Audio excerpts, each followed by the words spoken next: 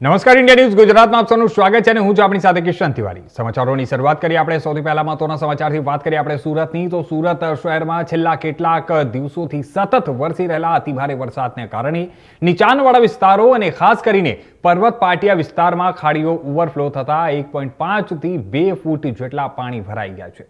મુશ્કેલ પરિસ્થિતિને પહોંચી વળવા માટે રાજ્ય સરકાર અને સ્થાનિક વહીવટીતંત્ર એક્શન મોડમાં આવી ગયું છે। રાજ્ય સરકાર દ્વારા ખાસ પરિસ્થિતિની સમીક્ષા માટે ઉચ્ચ અધિકારીઓને સુરતમાં તૈનાત કરવામાં આવ્યા છે અને ત્યારે અગ્ર સચિવ મિલિંદ તોરવણે, પ્રભારી સચિવ શાલિની અગ્રવાલ અને મ્યુનિસિપલ કમિશનર નાગરાજન સહિતના ઉચ્ચ અધિકારીઓએ પર્વત પાટિયા અને પ્રભાવિત વિસ્તારોની રૂબરૂ મુલાકાત લીધી હતી। તંત્ર દ્વારા પ્રભાવિત વિસ્તારોના લોકો સાથે વાતચીત કરીને સ્થિતિની સમીક્ષા કરવામાં આવી રહી છે।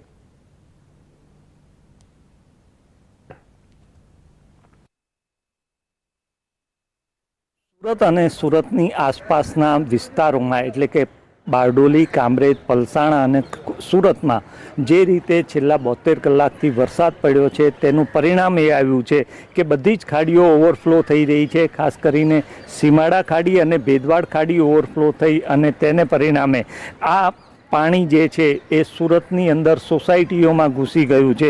અત્યારે આપણે ગોડાદરા વિસ્તારમાં છીએ। આ પર્વત પાટિયા ગોડાદરા વિસ્તાર છે, ત્યાં દર વર્ષે જ આ પરિસ્થિતિનું નિર્માણ થાય છે। આને માટે જવાબદાર કોણ છે? ખાડીમાં ગેરકાયદે દબાણ છે એ જવાબદાર છે કે વહીવટી તંત્રની અણઘડતા જવાબદાર છે? શું આખો મુદ્દો છે એ જાણવાનો પ્રયાસ કરીએ છીએ। સ્થાનિક રહેવાસી છે, એમની પાસેથી જ જાણીએ। શું નામ આપનું અને કેવી સ્થિતિ છે? મારું નામ સાહેબ પટેલ ગૌતમભાઈ છે। હું છેલ્લા અહીંયા 20 વર્ષથી રહું છું અહીંયા, અને દર વર્ષે અહીંયા પાણી આવે છે।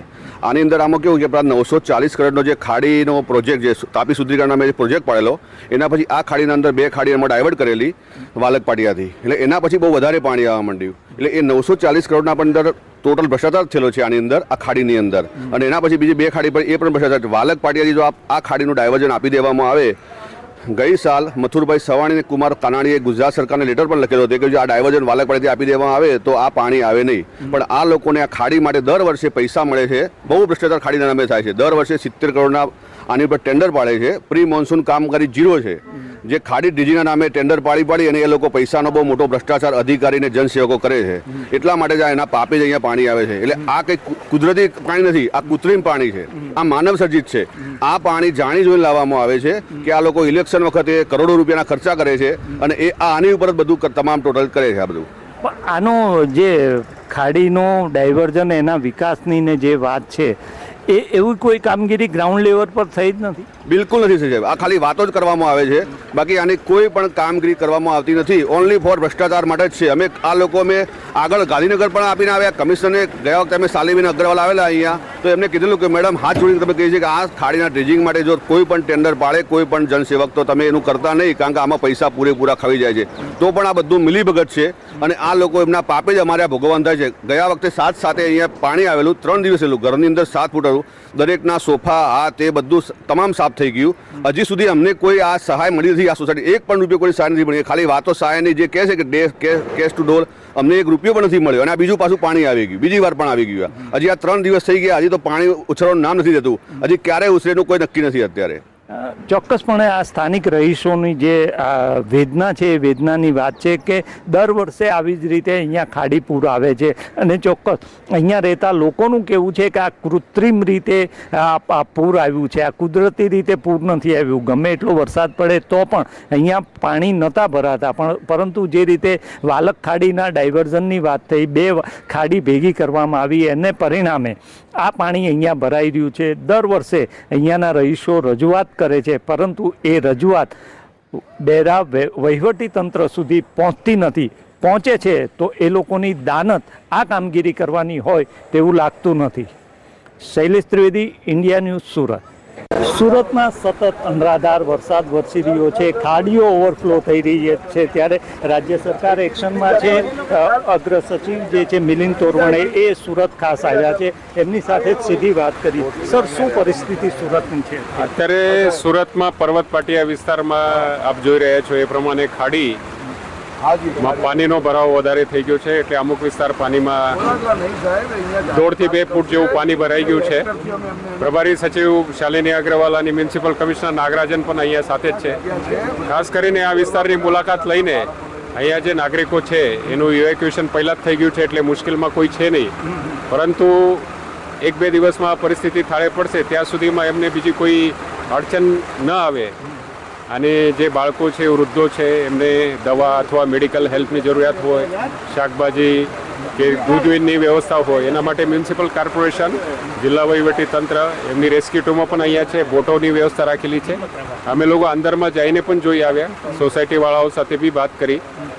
બધાની એક જ અપેક્ષા છે કે તંત્ર મદદમાં છે, પરંતુ વરસાદ જો થમી જાય તો આ 1-2 દિવસમાં પરિસ્થિતિ નોર્મલ થઈ જશે. મેમ, આપ 3 દિવસથી અહીંયા છો, અત્યારે પરિસ્થિતિ કેવી? અત્યારે સુરત શહેરમાં 3200 જેટલા લોકોને ઓલરેડી સ્થાનાંતરણ કરવામાં આવ્યા છે. જિલ્લામાં પણ 3600 જેટલા લોકોને સ્થાનાંતરણ કરવામાં આવ્યા છે. એની અંદાજિત 7000 જેટલા લોકોને સ્થાનાંતરિત કરવામાં આવ્યા છે. ચૂંકી રેડ એલર્ટની પરિસ્થિતિ છે એટલે સ્થાનાંતરણ ટોપ પ્રાયોરિટી છે, અને એમના સાથે જ્યાં રોડ ઉપર કે કોઝવે ઉપર કે કોઈ પણ વ્હીકલ મૂવમેન્ટ જ્યાં પાણી ભરાયેલું છે ત્યાં ના થાય એમના માટે કોર્પોરેશન, કલેક્ટર ઓફિસ અને પોલીસનું તંત્ર બધા સંયુક્ત કામગીરી કરી રહ્યા છે. જિલ્લામાં કલેક્ટર, ડીડીઓ અને એસપીનું તંત્ર જરૂરી કામગીરી કરી રહ્યું છે. આપના થકી હું લોકોને અપીલ કરું છું કે વરસાદની પરિસ્થિતિને ધ્યાને લેતા કોઈ પણ પ્રકારનું પેનિક કરવાનું જરૂરત નથી. કોર્પોરેશન, પોલીસ, કલેક્ટર ઓફિસ બધા જ વિભાગો ખડે પગ રાત દિવસ કામ કરી રહ્યા છે. રાજ્યના માનનીય મુખ્યમંત્રીશ્રી અને ઉપમુખ્યમંત્રીશ્રી સતત સુરત શહેર અને જિલ્લાની પરિસ્થિતિ ઉપર ધ્યાન રાખી રહ્યા છે. એનડીઆરએફ, એસડીઆરએફ બધું જ પૂરું પાડવામાં આવ્યું છે. એટલે સાવચેતી રાખે, સલામતી રાખે, પણ ગભરાવાની જરૂર નથી. ચોક્કસ હું ફરીથી દ્રશ્યો બતાવીશ કે જે રીતે વરસાદ વરસી રહ્યો છે ને એ વરસાદ બાદ પણ હવે પરિસ્થિતિ અત્યારે થાળે પડે એને માટે વહીવટી તંત્રના તમામ પ્રયાસો રહ્યા છે, અને ખાસ કરીને રાજ્ય સરકાર હરકતમાં આવ્યું છે અને રાજ્ય સરકારના અનેક અધિકારીઓ, અગ્ર સચિવો અને અહીંયા સુરતમાં ઉતારી દેવામાં આવ્યા છે, અને આ તમામ લોકો અત્યારે સુરતમાં ફિલ્ડમાં આવીને તમામ કામગીરી કરી રહ્યા છે, અને ખાસ કરીને કેઝ્યુલિટી ન થાય તેનું સૌથી વિશેષ ધ્યાન રાખવામાં આવી રહ્યું છે. Shailesh Trivedi, India news, Surat.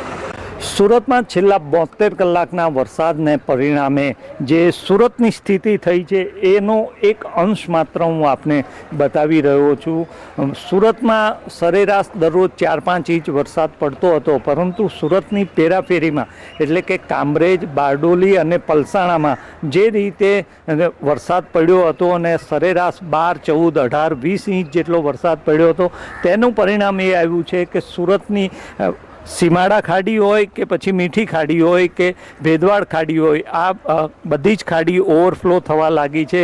બધી ખાડીનું સપાટી ભયજનક સુધી પહોંચી ગઈ છે. તેમાંની 2 ખાડી તો ભયજનક સપાટીથી ઉપર પણ વહી રહી છે, અને તેને પરિણામે સુરત શહેરના ગોડાદરા, પર્વત પાટિયા સહિતના અસંખ્ય વિસ્તારોમાં ખાડીના પાણી ઘૂસી આવ્યા છે, અને તેને લઈને હજારો નહીં લાખો લોકો અત્યારે હેરાન પરેશાન છે. આવા જ એક વેપારી આપણી સાથે છે, એમની સાથે વાત કરીશું. શું નામ છે તમારું? શું આ નુકસાન થયું છે? અમારી દુકાનનું નામ છે ગોપી સુપરમાર્ટ, અને અમને અંદાજે 3 થી 4 લાખ જેવું નુકસાન થયેલું છે. પાણી આવવાનું હતું એની જાણકારી? પાણી આવવાની કોઈ જાણકારી નહીં હતી, ને આવ્યું તો ઓટોમેટિક, મતલબ 2 કલાકમાં પૂરેપૂરું ભરાઈ ગયું, ને દુકાનની અડધી પોણી દુકાન ભરાઈ ગઈ, એટલું પાણી આવેલું છે. 15 દિવસ પહેલા પાણી આવ્યું હતું, 7મી તારીખે. એમાં જ વધારે નુકસાન થયું છે. અત્યારે પાણી આવ્યું છે દુકાનની અંદર નથી આવ્યું, પણ પહેલી વખત 7 તારીખે જે પાણી આવ્યું હતું એ દુકાનની અંદર ઘૂસી ગયું હતું, અને અડધી પોણી દુકાનની અંદર ભરાઈ ગયું હતું પાણી. ચોક્કસ હું આ જે દ્રશ્યો છે અને અહીંયા જે રહે છે આ તમામ લોકોની પણ કેવી સ્થિતિ છે એ દ્રશ્યો પણ હું આપને બતાવવાનો પ્રયાસ કરું છું કે અહીંયા ગ્રાઉન્ડ ફ્લોર પર રહેતા લોકોને ઘરની અંદર પાણી ઘૂસી ગયા છે. ગઈ 7મી તારીખે પૂર આવ્યું ત્યારે લગભગ અહીંયા 6 થી 7 ફૂટ પાણી હતા, અને અત્યારે આ જ વિસ્તારમાં 3 ફૂટ જેટલા પાણી છે. આ ગઈકાલથી એ પાણી વધ્યા નથી, એમ ધીમે ધીમે ઓસરી રહ્યા છે, એટલે પાણી ઉતરી રહ્યા છે.